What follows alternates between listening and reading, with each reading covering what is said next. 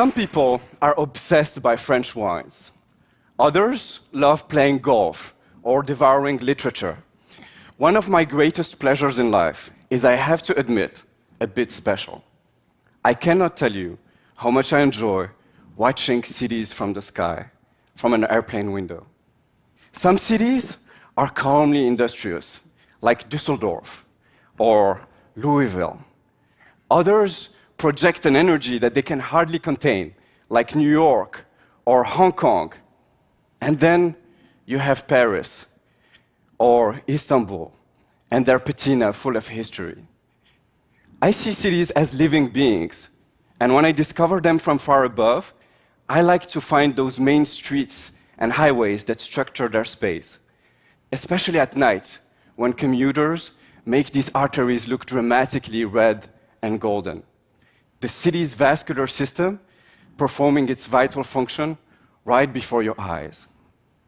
But when I'm sitting in my car, after an hour and a half of commute every day, that reality looks very different. Nothing, not public radio, no podcast, not even mindfulness meditation makes this time worth living. Isn't it absurd that we created cars that can reach 130 miles per hour, and we now drive them at the same speed as 19th century horse carriages? In the US alone, we spent 29.6 billion hours commuting in 2014. With that amount of time, ancient Egyptians could have built 26 pyramids of Giza. We do that in 1 year, a monumental waste of time, energy, and human potential. For decades, our remedy to congestion was simple: build new roads or enlarge existing ones. And it worked. It worked admirably for Paris, when the city tore down hundreds of historical buildings to create 85 miles of transportation-friendly boulevards. And it still works today in fast-growing emerging cities. But in more established urban centers, significant network expansions are almost impossible. Habitat is just too dense, real estate too expensive, and public finances too fragile. Our city's vascular system is getting clogged, it's getting sick, and we should pay attention. Our current way of thinking is not working. For our transportation to flow, we need a new source of inspiration. So after 16 years working in transportation, my aha moment happened when speaking with a biotech customer. She was telling me how her treatment was leveraging specific properties of our vascular system. Wow, I thought, our vascular system, all the veins and arteries in our body making miracles of logistics every day. This is the moment I realized that biology has been in the transportation business for billions of years. It has been testing countless solutions to move nutrients, gases, and proteins. It really is the world's most sophisticated transportation laboratory. So what if the solution to our traffic challenges was inside us? I wanted to know, why is it that blood flows in our veins most of our life when our big cities get clogged on a daily basis? And the reality is that you're looking at two very different networks. I don't know if you realize, but each of us has 60,000 miles of blood vessels in our body. 60,000 miles. That's 2.5 times the Earth's circumference inside you. What it means is that blood vessels are everywhere inside us, not just under the surface of our skin. But if you look at our cities, yes, we have some underground subway systems, and some tunnels, and bridges, and also some helicopters in the sky. But the vast majority of our traffic is focused on the ground, on the surface. So in other words, while our vascular system uses the 3 dimensions inside us, our urban transportation is mostly 2-dimensional. And so what we need is to embrace that verticality. If our surface grid is saturated, well, let's elevate our traffic. This Chinese concept of a bus that can straddle traffic jams, that was an eye-opener on new ways to think about space and movements inside our cities.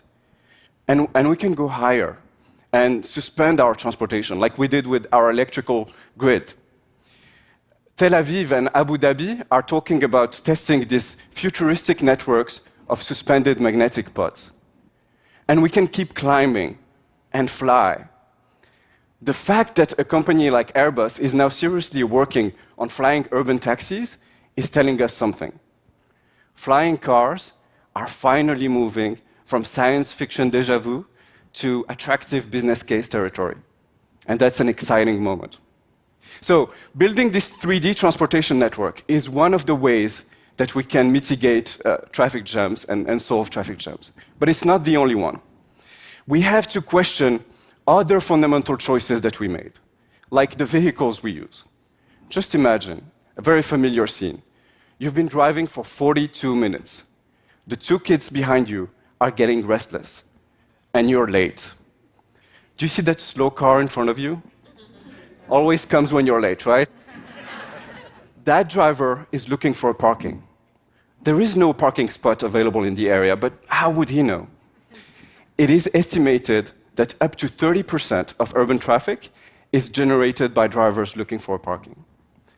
Do you see the 100 cars around you? 85 of them only have one passenger. Those 85 drivers could all fit in one Londonian red bus. So the question is, why are we wasting so much space if it is what we need the most? Why are we doing this to ourselves? Biology would never do this. Space inside our arteries is fully utilized. At every heartbeat, a higher blood pressure literally compacts millions of red blood cells into massive trains of oxygen that quickly flow throughout our body. And the tiny space inside our red blood cells is not wasted either. In healthy conditions, more than 95% of their oxygen capacity is utilized. Can you imagine if the vehicles we used in our cities were 95% full? All the additional space that we would have to walk, to bike, and to enjoy our cities? The reason blood is so incredibly efficient is that our red blood cells are not dedicated to specific organs or tissues. Otherwise, we would probably have traffic jams in our veins. No, they're shared. They're shared by all the cells of our body. And because our network is so extensive, each one of our 37 trillion cells get its own deliveries of oxygen, precisely when it needs them. Blood is both a collective and an individual form of transportation. But for our cities, we've been stuck. We've been stuck in an endless debate between creating a car-centric society or extensive mass transit systems. And I think we should transcend this. I think we can create vehicles that combine the convenience of cars and the efficiencies of trains and buses. Just imagine you're comfortably sitting in a fast and smooth urban train along with 1,200 passengers. The problem with urban trains is that you sometimes have to stop 5, 10 times, 15 times before your final destination. What if in this train you didn't have to stop?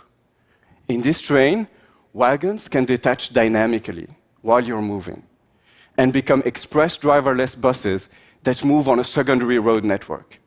And so without a single stop, nor a lengthy transfer, you're now sitting in a bus that is headed toward your suburb. And when you get close, the section you're sitting in detaches and self-drives you right to your doorstep.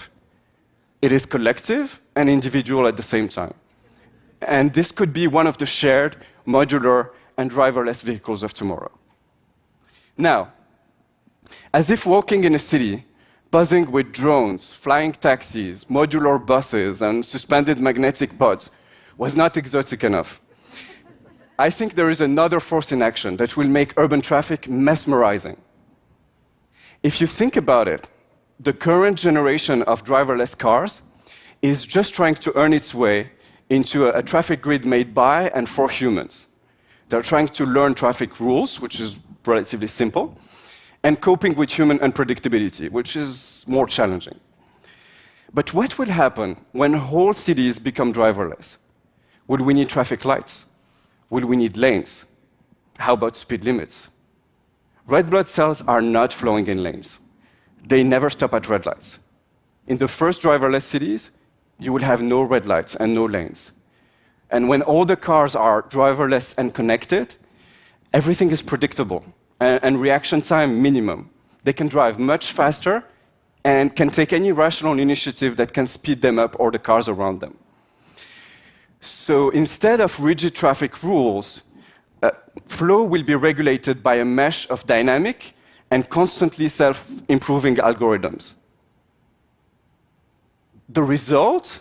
A strange traffic that mixes the fast and smooth rigor of German autobahns and the creative vitality of the intersections of Mumbai. Traffic will be functionally exuberant. It will be liquid, like our blood.